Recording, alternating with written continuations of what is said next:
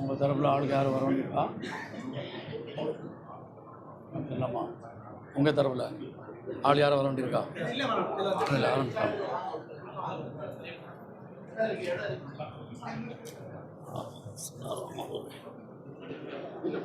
எவ்வளோ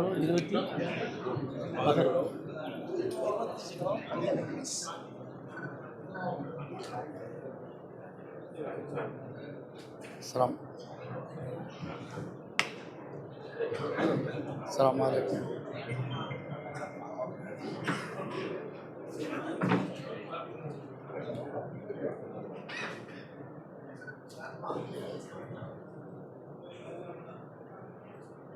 உள்ளே வந்து உட்காருங்கண்ணா, உள்ளே வாங்கண்ணா, உள்ளே வாங்க, உள்ளே வாங்க.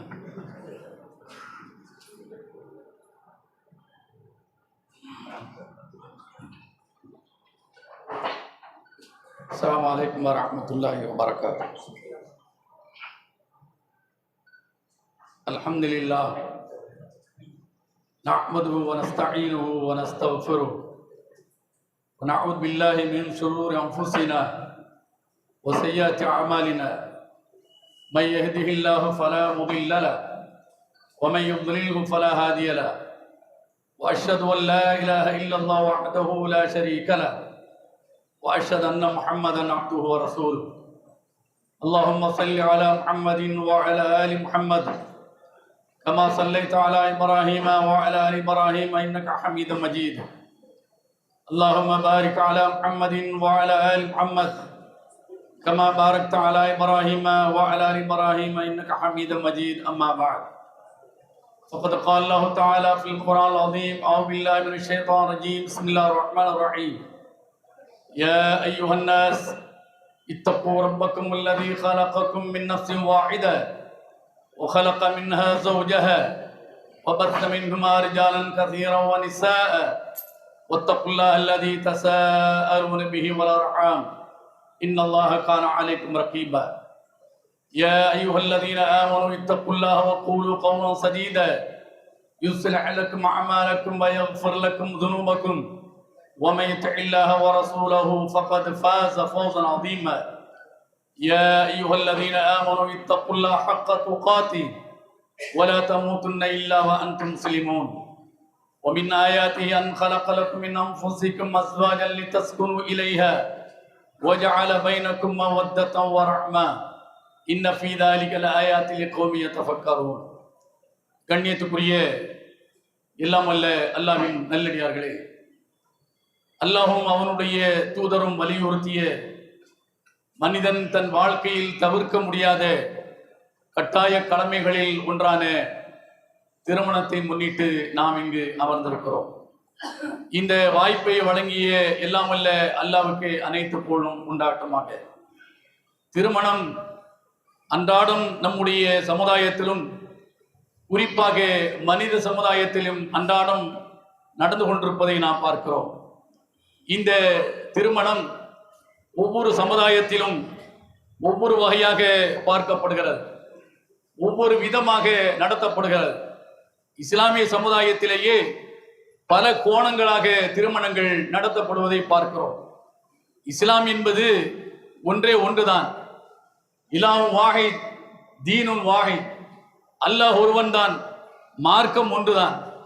ஒரு மார்க்கத்தில் திருமணம் என்கிற பெயரில் பல்வேறு நடைமுறைகள், பல்வேறு கலாச்சாரங்கள், பல்வேறு அனாச்சாரங்கள், பல்வேறு சடங்கு சம்பிரதாயங்கள் அத்தனையும் மலிந்த ஒன்றாகத்தான் இஸ்லாமிய திருமணத்தை பார்க்கிறோம். திருமணம் பேச்சை எடுத்துவிட்டாலே ஏதோ பெண்ணை பெற்றவனும் ஆணை பெற்றவனும் பதறி துடிக்கின்றான். திருமணத்தை என்றைக்கு நடத்தி முடிக்க போகிறோமோ, எப்போது முடிக்க போகிறோமோ, யார் என்ன அணுக்குண்டை வீச போகிறார்களோ, வேட்டையாற்றை யார் வீச போகிறார்களோ என்று எல்லோரும் அடிவயிற்றில் நெருப்பை கட்டி கொண்டு திருமணம் என்றாலே அவர்களை ஒரு மாதிரியாக கரங்கடிக்கிறது. அப்படிப்பட்ட ஒரு திருமணமாக இஸ்லாம் இதை நமக்கு காட்டி தரவில்லை. அல்லாஹ் மார்க்கத்தையே தீன யுஸ்ர் என்று சொல்கிறான். மார்க்கம் என்கிற இஸ்லாம் இருக்கிறது, அது மிக எளிமையாக நடைமுறைப்படுத்த வேண்டிய ஒன்று. எந்த ஒன்றையும் சிரமத்திற்குள்ளாக்கக்கூடியதாக அல்லாஹ் மார்க்கத்தை நமக்கு கட்டமைத்து தரவில்லை. லா யுகல்லிஃபுல்லா நஃப்ஸன் இல்லா உஸாஹா, லா யுகல்லிஃபுல்லா நஃப்ஸன் இல்லா மா ஆதாஹா. ஒரு உயிருக்கு என்ன ஆற்றலை, என்ன வலிமையை, என்ன திறனை அல்லாஹ் கொடுத்திருக்கிறானோ அதை தாண்டி அந்த உயிரை அல்லாஹ் நெருக்கடிக்குள் தள்ளுவதில்லை. அல்லாஹ் அந்த உயிருக்கு எதை வழங்கியிருக்கிறானோ அதை தாண்டி அல்லாஹ் அந்த உயிரை சோதிப்பதில்லை. சோதித்தால் அவன் அநியாயக்காரனாகிவிடுவான். அந்த உயிரிலும் அவன் எதிர்பார்க்க முடியாத ஒன்றை அவன் விதித்து இதை நடைமுறைப்படுத்தியே ஆக வேண்டும் என்று அவன் திணித்தால் அவன் அக்கிரமக்காரனாக நாளை கருதப்படுவான். நீ சொல்லிவிட்டாய், நான் எப்படி அதை செய்வது, என்னால் இயலாது. திருமணம் என்று சொன்னால் மணமகன் அவன் மேற்கு தொடர்ச்சி மலையை இழுத்து கொண்டு மணமகளுக்கு கொடுக்க வேண்டும் என்று அல்லாஹ்வால் சொல்ல முடியுமா? சொல்ல முடியும். ஆனால் மனிதனால் செய்ய முடியுமா? செய்ய முடியாது. நாளை மறுமையில் நீ இவ்வாறு சொன்னாய், நான் எப்படி அதை செய்வது என்று அல்லாஹ்வே குற்றவாளி கூண்டில் நிறுத்தி விடுவான். அப்படிப்பட்ட ஒரு நிலை ஏற்பட்டு விடக்கூடாது என்பதற்காகத்தான் அல்லாஹ் சுப்ஹானஹு வ தஆலா இறை தூதர்களையே அனுப்பினான். எதற்காக? முபஷ்ஷிரீன வ முன்திரீன அல்லாஹ் யக்கூல இன்னாசி அலல்லாஹி ஹுஜ்ஜத்துன் பஅத ருசுல். இறை தூதர்கள் அனுப்பப்பட்டதற்கு பிறகு அல்லாஹ்வை குற்றவாளி கூண்டில் இந்த மனித சமூகம் நிறுத்திவிடக் கூடாது. இதை செய்யுங்கள், இதை செய்யாதீர்கள். அல்லாஹ் உங்களை செய்யாதவை குறித்து விசாரிப்பான், செய்தவை குறித்து விசாரிப்பான். ஆக விசாரிக்கிற போது எளிதில் விடை சொல்லிவிட்டு கடந்து போகின்ற அளவிற்கு செயல்முறையாக, நடைமுறையாக இறை தூதர்களை முன்னிறுத்தி அல்லாஹ் இந்த மார்க்கத்தை வழங்கி இருக்கிறான். அல்லாஹ்வை குற்றவாளி ஆக்கிவிடக் கூடாது. மனிதன் தப்பிப்பதற்கு யார் மீதும் பழி போட்டு விடுவான். அந்த மாதிரியான மனநிலையில் உள்ளவன் என்பதை அல்லாஹ் புரிந்த காரணத்தினால்தான் இறை தூதர்கள் வழியாக மார்க்கத்தை மிக எளிதாக மனிதன் நடைமுறைப்படுத்துவதற்கு தோதுவாக அல்லாஹ் இந்த மார்க்கத்தை வழங்கி இருக்கிறான். அந்த மார்க்கத்தில் திருமணத்தை நடைமுறைப்படுத்துவதற்கு எத்தனை பிரயத்தனங்கள் பட வேண்டி இருக்கிறது, எத்தனை சடங்குகளையும் சம்பிரதாயங்களையும் கடந்து செல்ல வேண்டி இருக்கிறது. இன்றும் போராட வேண்டி இருக்கிறது. இந்த அநியாயத்தை செய்யாதீர்கள், இந்த அக்கிரமத்தை செய்யாதீர்கள், இந்த சடங்கை புரியாதீர்கள், இது இஸ்லாத்திற்கு ஒவ்வாதது, இஸ்லாத்திற்கு புறம்பானது, இது பிற சமுதாயத்துடைய கலாச்சாரம், பிற சமுதாயத்துடைய கலாச்சாரத்தை, ஆச்சாரத்தை, சடங்கை, சம்பிரதாயத்தை முஸ்லிம் பெயரில் இருந்து கொண்டு செய்தால் அவரை சார்ந்தவர் தான் என்று அல்லாஹ்வுடைய தூதர் நமக்கு சொல்லி தந்திருக்கிறார்கள் என்று போராட வேண்டி இருக்கிறது. விவரம் தெரிந்தவர்களே அதை முன்னின்று செய்கிற போது அடிவயிறு பற்றி கொண்டு எரிகிறது. ஏன்? நம்மளுடைய சொந்த விவகாரங்களில் நமக்கும் அண்டை வீட்டுக்காரனுக்கும், நமக்கும் நம் சகோதரனுக்கும், நமக்கும் அண்டையில் இருக்கிற ஒரு குடும்பத்திற்கும் பிரச்சனை என்று சொன்னால் சாவு அளவு நீங்கி போய் கிடக்கிறோம்.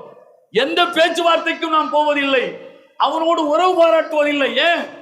எனக்கானதை மறுத்திருக்கிறான், எனக்கு எதிரியாகி விட்டான், எனக்கு தர வேண்டிய உரிமையை தர மறுத்து விட்டான் என்பதற்காக அவனோடு ஒட்டும் இல்லை, உறவும் இல்லை. இருக்கிறோமா இல்லையா? வட்டாரம் எல்லாம் சேர்ந்து, குடும்பம் எல்லாம் சேர்ந்து அவனை தலைவரையை கட்டி எப்படியாவது மையத்து உள்ள ஒன்றே நினைச்சுவாங்க, நிப்பாட்டிடுவாங்க. அது வரைக்கும் அவர்களுக்கு பேச்சுவார்த்தை இருக்காது. எதனால் பேச்சுவார்த்தை இருக்காது? இவனுடைய சொத்தையெல்லாம் அவர் அபகரித்து விட்டாரா? இல்லை, அற்பமான ஒன்றுக்காக அவர்களுக்கு இடையில் சின்ன ஒரு தகராறு பேச்சு ஏற்பட்டிருக்கும். அந்த அற்ப விஷயத்திற்காக பன்னெடுங்காலமாக பேசாமல் இருக்கிற ஒரு நிலையை இந்த சமூகத்திலே பார்க்கிறோம். நம்முடைய சொந்த அற்ப காரியத்திற்காக அல்லாஹ்வுடைய காரியம் அதை விட கேவலமானதா? அதை விட தாழ்ந்ததா? அதை விட இழிவானதா? அதற்காக என்றைக்காவது யாரோடாவது நாம் பகைத்திருப்போமா? அல்லாஹ்வுடைய காரியத்தில் இப்படி மோசடி செய்கிறான், அல்லாஹ்வுடைய மார்க்கத்திற்கு விரோதமாக நடக்கிறான், அல்லாஹ்வுடைய தூதரும் அவனும் சொல்லி தந்ததற்கு மாற்றமாக இருக்கிறான் என்று என்றைக்காவது யாரை பார்த்தாவது நாம் கடிந்திருப்போமா? கோபப்பட்டிருப்போமா? இல்லை. ஏன்? அது அல்லாஹ்வுடைய மேட்டர், அது அல்லாஹ்வுக்கு சொந்தமானது. என் சொந்த விவகாரமாக இருந்தால் நான் சண்டையிடுவேன், சாவி நீங்கி போயிருப்பேன். அல்லாஹ்வுடைய காரியம் என்று சொன்னால் எனக்கு அதை பற்றி கவலை இல்லை, அது அவன் பார்த்துக் கொள்வான் என்று கடந்து போகிற இந்த மனநிலை இருக்கிறதே, அவனத்தில் ஈமான் இல்லை என்பதை அல்லாஹ்வுடைய தூதர் நமக்கு சொல்லி தருகிறார்கள். எப்படி சொல்கிறார்கள்? மன் ரஆ மின்கும் முன்கரன் ஃபல்யுகையிரு பியதிஹி ஃபஇல்லம் யஸ்ததி ஃபபிலிசானிஹி ஃபஇல்லம் யஸ்ததி ஃபபிகல்பிஹி வதாலிக அஃபுல் ஈமான் அவ் கமா கல அலைஹிஸ்ஸலாத்து வஸ்ஸலாம். நபி அவர்கள் மார்க்கத்துக்கு முரணாக ஒரு செயலை கண்டால் அவன் அதை கையால் தடுக்க வேண்டும். கையால் தடுப்பதற்கான ஆற்றல் வலிமை இல்லை என்று சொன்னால் நாவால் சொல்ல வேண்டும், இது தவறு, இதை செய்யாதே என்று சொல்ல வேண்டும். அதற்கும் இயலவில்லையா? அந்த தகுதி எனக்கு இல்லையா? அந்த திறன் எனக்கு இல்லையா? நான் என்னை கொண்டு ஒதுங்கி போக வேண்டும். அப்ப பலர் கேட்பார்கள், ஏன் இவர் ஒதுங்கி ஒதுங்கி போகிறார்? ஏன் இங்கு தலையை காட்ட மாட்டேங்கிறார்? ஏன் திரும்பி கூட பார்க்க மாட்டேங்கிறார்? என்ன நடந்தது என்று கேட்கிற போது, இந்த மார்க்கத்துக்கு முரணானதில் நான் என்னை ஈடுபடுத்திக் கொள்ள மாட்டேன், நான் தலையிட மாட்டேன் என்று போகிற போது, ஆஹா, இவர் தவிர்க்கப்பட முடியாதவர், இவர் குடும்பத்தில் முக்கியமானவர், சரி என்னதான் சொல்றீங்க, அதை நாங்கள் செய்கிறோம் என்றாவது அவர்கள் இந்த புறக்கணிப்பை வைத்து அவர்கள் வழிக்கு வருவார்கள் என்பதற்காக அதையும் ஒரு ஆயுதமாக நபி அவர்கள் சொல்லி தந்தார்கள். மூன்றுமே இல்லையா? அவனிடத்தில் ஈமானே இல்லை. ஒவ்வொருவரும் உங்களுடைய மனதை தொட்டு கேளுங்கள். உங்களை சுற்றி உங்கள் நண்பர்களுடைய வட்டத்தில், குடும்ப வட்டத்தில், வட்டாரத்தில் எத்தனை மார்க்கத்துக்கு முரணான செயல்கள் திருமணத்தின் பெயரால் நடக்கிறது? அத்தனைக்கும் நீங்கள் ஒத்து ஊதுகின்றீர்கள். ஏன்? ஒருவேளை சோத்துக்காக, ஒரு பிடி பிஸ்கட்டுக்காக அத்தனையும் நீங்கள் கண்டும் காணாமல் கடந்து போகின்றீர்கள். ஏன்? இல்லை, என்னுடைய சொந்தம், என்னுடைய மருமகன், என்னுடைய மைத்துனன், என்னுடைய சகோதரன் என்று அதை கண்டும் நீங்கள் காணாமல் உறவுக்காக அதை நீங்கள் சுவீகரித்துக் கொள்கிறீர்கள். இந்த உறவு நாளை அல்லாஹ்விடத்தில் நீங்கள் நிறுத்தப்பட்டு அல்லாஹ் விசாரிக்க போது இந்த உறவு உங்களை காப்பாற்றுமா? இந்த அநியாயத்தை கண்டு நீங்கள் ஜீரணித்துக் கொண்டதற்காக இந்த உறவு உங்களை தூக்கி விடுமா? உங்களுக்கு கை கொடுக்குமா? உறவே இல்லாத நாள் ஃபலா அன்சாப பைனஹும், மறுமையில் உறவே இருக்காது. அண்ணன் தம்பிக்கோ, தம்பி அண்ணனுக்கோ, மகன் தகப்பனுக்கோ, தகப்பன் தனையனுக்கோ, மனைவி கணவனுக்கோ, கணவன் மனைவிக்கோ, யாரும் யாருக்கும் எந்த துணையும் நிற்க முடியாது. யௌம யஃபிருல் மர்உ மின் அஹீஹி வ உம்மிஹி வ அபீஹி வ ஸாஹிபத்திஹி வ பனீஹி லிகுல்லி இம்ரின் மின்ஹும் ஷானு யுக்னீஹி. எவனுக்கும் எதையும் செய்துவிட முடியாது. இந்த காலத்தில் வேண்டுமென்றால் என் வட்டாரத்துக்காரன், பக்கத்து வீட்டுக்காரன், அண்ணன், தம்பி, மாமான், மச்சான் என்று சொல்லி உறவு பாராட்டிக் கொள்ளலாம். எதற்கு? நடத்தப்படுகிற அயோக்கியத்தனத்தை அரங்கேற்றுவதற்கு. என்னுடைய சங்கம், நான் வாழ்நாள் முழுக்க இதற்காக குப்பை கொண்டு இருக்கிறேன். இந்த சங்கத்திற்கு சங்க உறுப்பினர் அவர் நொந்து நூறாய் போய்விடக் கூடாது, அவர் மனம் மோகக்கூடாது என்பதற்காக அயோக்கியத்தனத்தை நாம் அரங்கேற்றுகிறோம், அதற்கு துணை நிற்கிறோம். ஆனால் இந்த சங்கத்து உறுப்பினர்கள் நாளை மறுமையில் வந்து நிற்பார்களா? உங்களை நரகத்திலிருந்து காப்பார்களா? காக்க மாட்டார்கள். மறுமையை நம்பியது நெசமானால் மறுமையில் அல்லாஹ் எழுப்பி விசாரிப்பான். நல்லது செய்தால் நன்மையையும், தீயது செய்தால் தண்டனையும் தருவான் என்கிற நம்பிக்கை ஆழமாக இருக்கும் என்று சொன்னால், நீங்கள் காணுகிற சின்ன சின்ன விஷயமாக இருந்தாலும், பெரிய விஷயமாக இருந்தாலும், அல்லாஹ்வுடைய தூதர் இதற்கு அங்கீகாரம் தந்திருக்கிறார்களா, அல்லாஹ் இதை ஏற்றிருக்கிறாரா என்று பார்த்து பார்த்து என்றைக்கு செய்ய நீங்கள் பழகின்றீர்களோ அன்றுதான் இந்த சமூகத்தில் இருக்கிற மூட பழக்க வளங்களுக்கு மூடு விழா காண முடியும். அல்லாஹ்வுடைய தூதர் இந்த மார்க்கத்தை நிறை செய்கிற போது ஹிஜ்ரி அவர்கள் 10வது ஆண்டு, அதாவது ஹிஜ்ரி 9வது ஆண்டு, அவர் துல்ஹஜ் மாதம் 9வது நாள் அவங்க அரஃபா பெருவழியில் இறுதி பேருரை நிகழ்த்தும் போது, கடந்த காலத்தில் இந்த சமூகத்தில் மண்டி கிடந்த மூட பழக்க வழக்கங்களை, சடங்கு சம்பிரதாயங்களை, முட்டாள்தனமான செயல்களை அத்தனையும் மூட்டை கட்டி என் காலில் போட்டு நான் மிதிக்கிறேன் என்று சொன்னார்கள். அறிவுபூர்வமான மார்க்கத்தை உங்களை நான் விட்டு சென்றிருக்கிறேன், அல்லாஹ்வுடைய மார்க்கத்தை உங்களுக்கு நான் தந்திருக்கிறேன். இந்த மார்க்கத்தில் எந்த ஒன்றும் சொல்லித் தரப்படாமல் இல்லவே இல்லை. அப்படிப்பட்ட ஒரு மார்க்கத்தில் திருமணம் என்றால் சொல்லித் தரப்படாமல் இருக்குமா? அல்லாஹ்வுடைய தூதர் வழிகாட்டாமல் சென்றிருப்பார்களா? இல்லை, வழிகாட்டப்பட்டிருக்கிறது. அதை நாம் புரட்டி பார்க்க நாம் முற்படுவதில்லை. அதை தெரிந்து கொள்வதற்கு நாம் முன்னுக்கு வருவதில்லை. சொந்த விவகாரமாக இருந்தால் 1000 பேரிடம் 1000 ஆலோசனைகளை கேட்போம். ஆனால் அல்லாஹ்வுடைய மார்க்கம் என்று வந்துவிட்டால் அது எவருக்கோ சொந்தமானது, நாம் ஏன் அதை போய் புரட்டி பார்க்க வேண்டும் என்று நாம் கடந்து போய் விடுகிறோம். இங்கு கடந்து விடலாம், அல்லாஹ்விடத்தில் தப்பிக்க முடியாது, அல்லாஹ்வுடைய சன்னிதானத்தில் கடந்து விட முடியாது. எனவே அப்படிப்பட்ட மார்க்கத்தின் கட்டாய கடமையாக இருக்கிற இந்த திருமணத்தை குறித்து இஸ்லாம் என்ன சொல்கிறது என்பதை இங்கு நான் சுருக்கமாக உங்களுக்கு கூற நான் கடமைப்பட்டிருக்கிறேன். அல்லாஹ் திருமணத்தை ஒப்பந்தம் என்று சொல்கிறான். ஒப்பந்தம் என்று சொன்னால் பல மனை புரோக்கர்கள் இருக்கிறார்கள். பல்லாயிரக்கணக்கான ரூபாய்க்கு விலை போகக்கூடிய மனையை விற்பனை செய்கிறோம், பல லட்சங்களுக்கு விலை போகக்கூடிய மனையை விற்பனை செய்கிறோம், பல கோடிக்கு விலை போகக்கூடிய மனைகளையும் சொத்துக்களையும் விற்பனை செய்கிறோம்.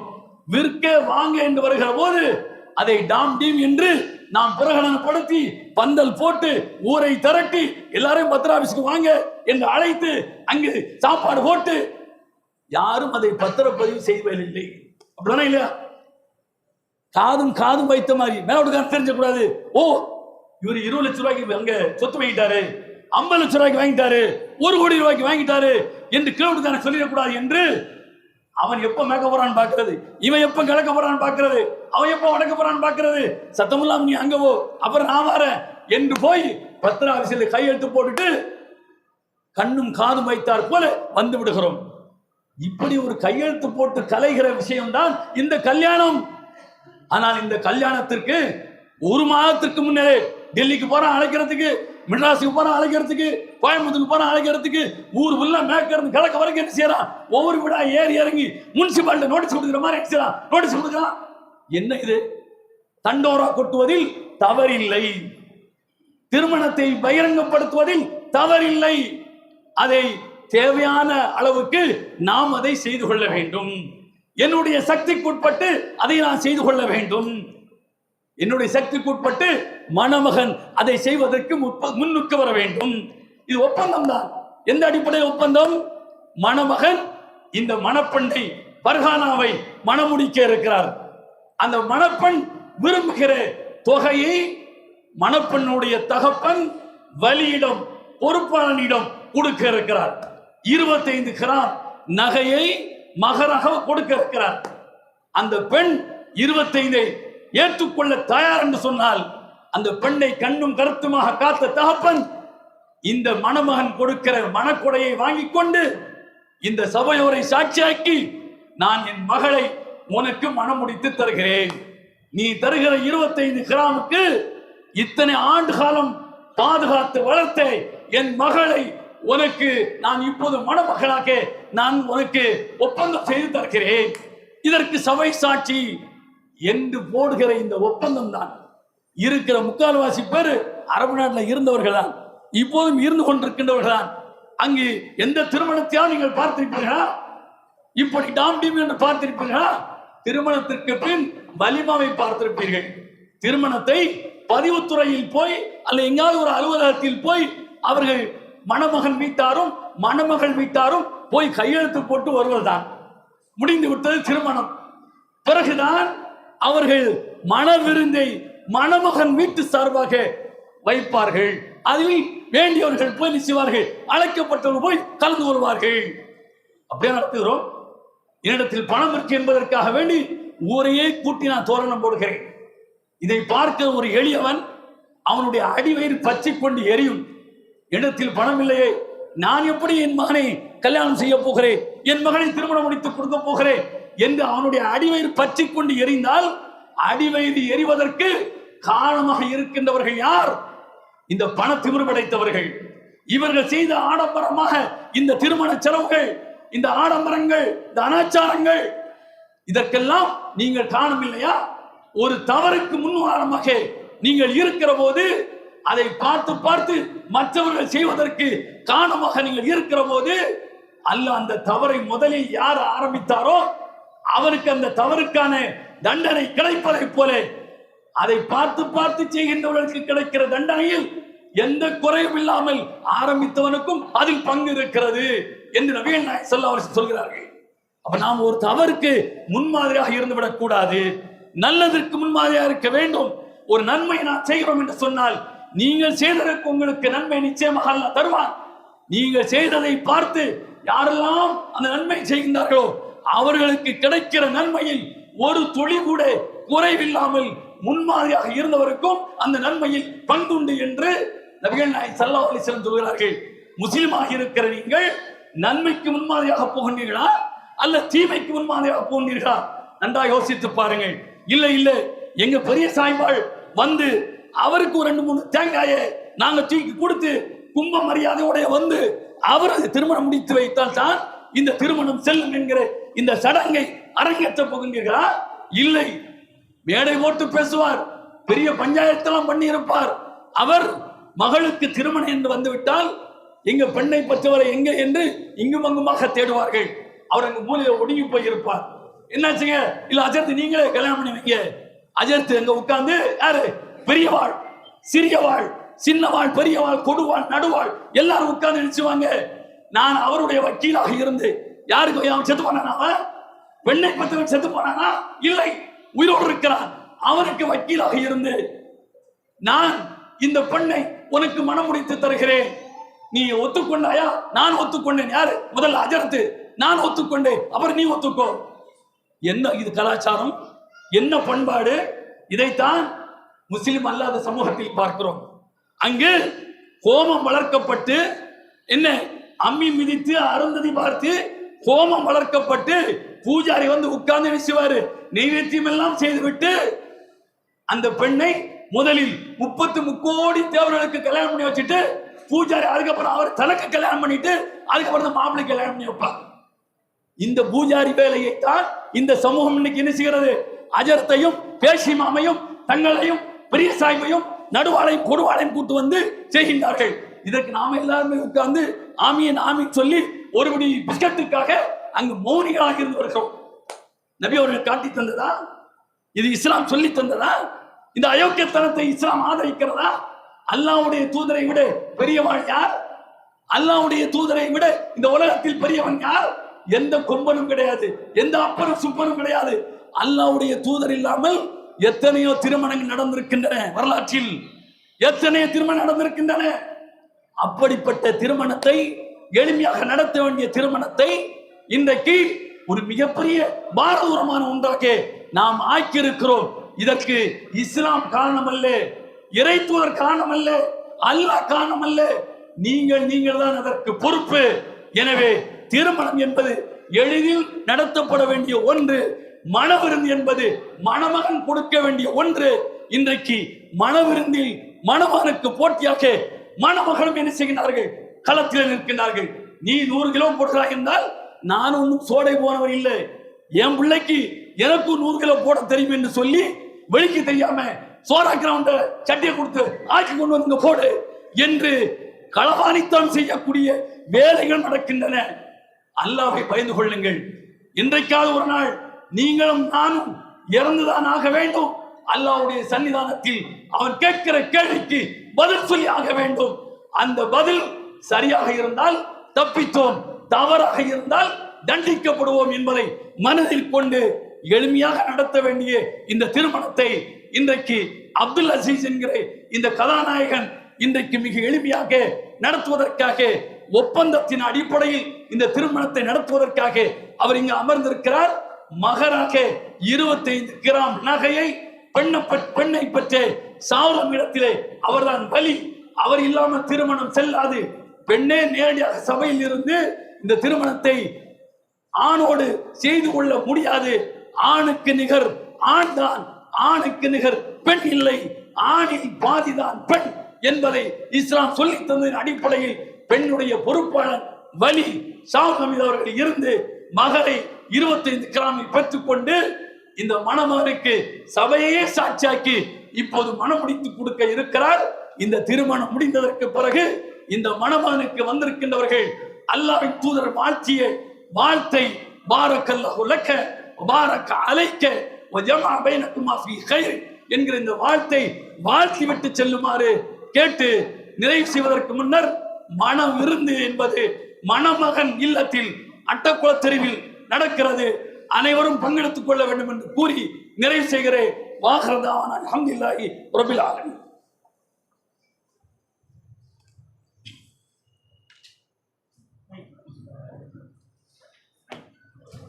25 கிராம் நகை சொல்லுங்க. கை எப்படி உங்களிடமிருந்து 25 கிராம் நெக்லஸ் மாறாக கொண்டு சபையோர் சாட்சியாக எனது மகள் ஃபர்ஹானாவை உங்களுக்கு முடித்து தருகிறேன். ஒத்துக்கொண்டீர்களா? ஏற்றுக்கொண்டேன். பாரக்கல்லாஹு லக்க வ பாரக அலைக வ ஜமஅ பைனகுமா ஃபீ கைர்.